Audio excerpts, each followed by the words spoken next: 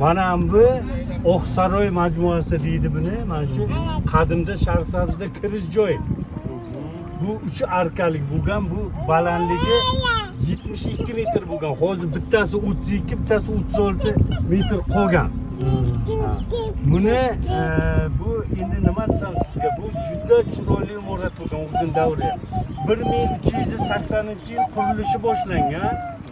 1405-yil tugatilgan. Buni Amir Temur bo'g'ini katta xotillari Bibixonni qurdirgan. Ayol kishi qurdirgan buni.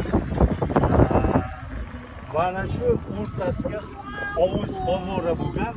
Favvoraga suv qaynab turgan, suvni mana Samarqandning tog'idan sopol quvurlamidan buni olib kelinganda bergan. Mana shunday bir chiroyli, mana 3 arkali qarang, mana mayda